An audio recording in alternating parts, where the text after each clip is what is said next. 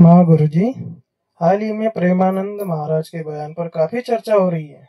आप इस विषय को संत और समाज दोनों की गरिमा को बनाए रखते किस दृष्टि से देखते हैं? देखिए, प्रेमानंद जी महाराज हमारे समाज के और हिंदू धर्म के बहुत ही सम्मानित धर्मगुरु हैं। देश और दुनिया में करोड़ों की संख्या में उनके फॉलोअर हैं, जो उनकी वाणी से देवता की ओर आकर्षित हो रहे हैं। और हमारे धर्म में गुरुजनों का विशेष स्थान होता है। यदि वह कुछ भी बोल रहे हैं, कोई वक्तव्य दे रहे हैं, तो अवश्य ही उन्होंने हमारे समाज में कोई त्रुटि देखी होगी, जिसके कारण उन्होंने यह वक्तव्य दिया होगा। और यदि वह किसी दिशा में हमारा मार्गदर्शन करना चाह रहे हैं, इसीलिए उन्होंने यह बात छेड़ी है। तो अवश्य ही हम सभी को एक समाज की तरह, एक धर्म की तरह, हम सभी को उनके कथनों पर ध्यान देना चाहिए और जो भी बदलाव वह हमसे अपेक्षा करते हैं, वह बदलाव करने का हम सभी को भरसक प्रयास करना चाहिए।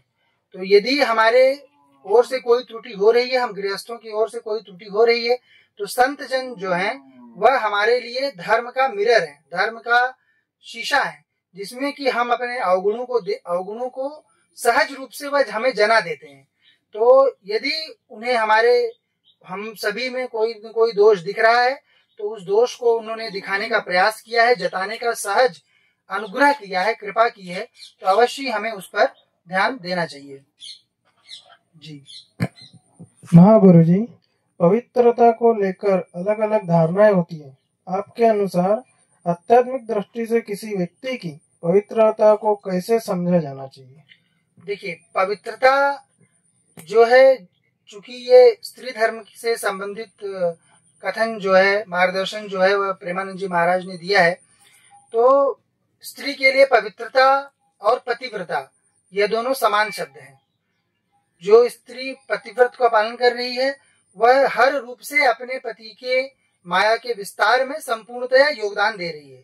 तो उसकी जो उन्होंने जिस दिशा में उन्होंने हमारी नजर ले जाने का प्रयास किया है, वह दिशा अवश्य ही संपूर्ण तरह से सही है और वह पतिव्रत को ही पवित्रता से तोल रहे हैं। यह उनका दृष्टिकोण शास्त्रीय भी है और पारलौकिक दृष्टि से भी वह सही ही है, और हम सभी को अवश्य इस पर ध्यान देना चाहिए।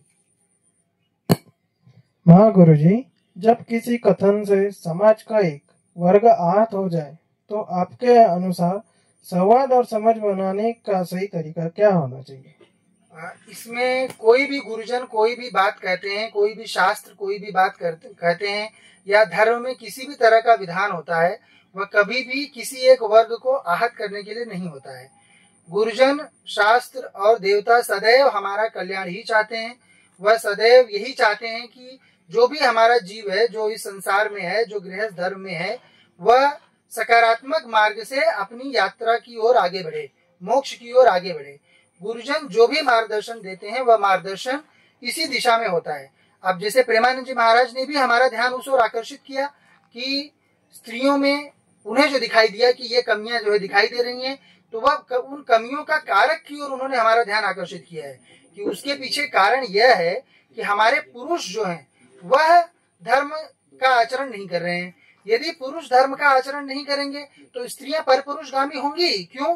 क्योंकि एक पुरुष के लिए सबसे ज्यादा आहत होने वाली चीज क्या है? वह कि उसकी स्त्री पर स्त्रीगामी हो गई हो, विवाह के पहले हुई हो। जी, परपुरुषगामी हो गई हो, कि चाहे वो विवाह के पहले हुई हो, विवाह के बाद हुई हो, किसी भी तरह से उसका यदि पतिव्रत भंग हुआ हो, जिसके कारण पुरुष की माया अनस्टेबल हो जाए, यही तो उसी ओर तो वह ध्यान आकर्षित करना चाह रहे थे। अब वो बात समझने की है, हम लोग गलत तरीके से उनकी बातों को समझने की कोशिश करेंगे तो लगेगा कि वो केवल एक विभिन्न वर्ग को बोल रहे हैं, पर उनका जो आशय था, वह आशय पुरुष समाज की ओर भी था और स्त्री समाज की ओर भी था। पुरुष समाज को वह यह संदेश देना चाह रहे थे कि आप लोग देव सेवा करो। वही तो वो अपने प्रवचनों में बताते हैं कि सभी जीवों को देवता का नाम सदैव जपना चाहिए, सदैव रटना चाहिए। सभी बच्चों को जप, यज्ञ और दान के माध्यम से आगे बढ़ना चाहिए। सभी बच्चों को योग इत्यादि के आचरण करने चाहिए। सभी गृहस्थ बच्चों को केवल ये नहीं मानना चाहिए कि हम टोकन की पूजा पाठ कर दे रहे हैं, बल्कि एक विशिष्ट मार्ग के द्वारा हम सब आगे बढ़ें। ये सभी गुरुजन और सभी शास्त्र एक प्रकार की ही बात करते हैं। वह उनके उनके कहने का आशय और उनके कहने का संदर्भ दोनों एक ही था, उसमें कुछ अन्यथा ढूंढने की जरूरत किसी को भी नहीं है। जी बेटा।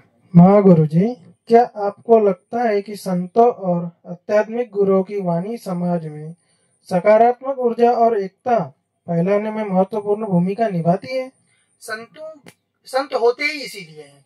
संत है ही, जैसा मैंने बताया कि संत जो होते हैं वो समाज का आईना होते हैं। जैसे आईने के सामने खड़े हुए हम लोग, एक मिरर के सामने खड़े हुए, तो वहां पे हमने जो भी पहनावा पहना है, जिस प्रकार हमारा शरीर, हमारी कांति दिख रही है, वैसा ही वह आईना हमें दिखाता है। तो उसी प्रकार से संत जनों को हमसे, गृहस्थों से क्या चाहिए? उनके पास तो स्वयं देवता है, वह स्वयं देवता को प्राप्त कर चुके हैं, तब तो वह हम सबको कोई सीख दे रहे हैं। तो संत अवश्य ही हर प्रकार से समाज में सकारात्मक ऊर्जा का ही संचार करते हैं। और जो प्रेमानंद जी महाराज का यह कथन भी था, यह समाज में सकारात्मकता फैलाने के लिए ही था कि महाराज जी हम लोगों को यही बताना चाह रहे थे कि पुरुष जन सबके सब देव सेवा की ओर अग्रसर हो, सबके साथ देवी शक्ति की सेवा करो, क्योंकि स्वयं प्रेमानंद जी महाराज राधा जी के सेवक हैं, शक्ति के साधक हैं। तो वह जो है वो कभी भी शक्ति की अवहेलना कैसे कर सकते हैं? ये तो सोचना भी एक तरह से, जिन जिन पुरुषों ने ये सोचा, जिन जिन व्यक्तियों ने ये सोचा, वो कोई न कोई प्रकार का पाप ही कर रहे हैं, क्योंकि उनके तो मन में भी स्त्री शक्ति के प्रति रंच मात्र भी वैमनस्य, रंच मात्र भी उनमें जो है दुश्मनी उनके मन में स्त्री जाति के प्रति नहीं है, चाहे स्त्री कैसी भी हो। वो तो पूर्ण आशय पुरुषों को दे रहे थे कि पुरुष जो है वह अपना धर्म कर्म बराबर से नहीं करने के कारण उनको लग रहा है सिर्फ कमाने धमाने से ही मेरा घर संसार चल जाएगा, मेरी स्त्री सुखी रहेगी, उसमें उसका सुख है। ये सब जो हमारे मनोवृत्तियां हैं, इन विकारों की ओर उन्होंने हमारा ध्यान आकर्षित किया कि इन विकारों का त्याग करो, देवी का नाम रटो, और जो स्त्री शक्ति है, जो मातृ शक्ति है, उसका तुम सम्मान करो, जिससे कि वह व्यभिचारिणी न हो, जिससे कि उसका पतिव्रत भंग न हो, जिससे कि उसकी पवित्रता भंग न हो। तो ये पूरी सीख तो पुरुष समाज के लिए उन्होंने दी हुई है। जी बेटा। महागुरु जी, इस तरह के संवेदनशील विषयों पर संत और समाज मिलकर किस तरह सामंजस्य और परस्पर सम्मान का वातावरण बना सकते हैं? संत जन जो होते हैं वह समाज का सम्मान करें, यह जरूरी नहीं है। समाज को संत जनों का सम्मान करना है, क्योंकि हमें आगे बढ़ना है। वह तो मोक्ष की गति के समीप जा चुके हैं। उनका जो बीच का समय है, क्योंकि शरीर पे एक आयु जो है वह जन्म से आई हुई है, यह तो शास्त्र कहते हैं। तो उस आयु भर देवता को प्राप्त करने के बाद भी यह संतजन आके हम सभी का मार्गदर्शन करते हैं। तो हमें उनसे सम्मान की अपेक्षा नहीं करनी है, बल्कि यदि किसी भी समाज के किसी वर्ग पर या पूरे समाज पर या किसी व्यक्ति विशेष पर यदि हमारे गुरुजन फिंगर पॉइंट करते हैं, यदि हमें मार्गदर्शन दिखाने के लिए कुछ सिखाते हैं, तो उसे हमें बैठकर पूरी तरह से कृतज्ञता पूर्वक उसे ग्रहण करना है, उस आदेश को ग्रहण करना है। संत जन हमारे सम्मान के साथ हमको कुछ नहीं बोलेंगे, वो हमें आदेश देंगे, और देवता का आदेश मानकर गुरुजनों के आदेश का हम सभी को पालन करना है। तो पूज्य महाराज श्री के द्वारा दिए गए वक्तव्य का अक्षरशः पालन समाज में हम सभी को अवश्य ही करना चाहिए। नारायण बेटा।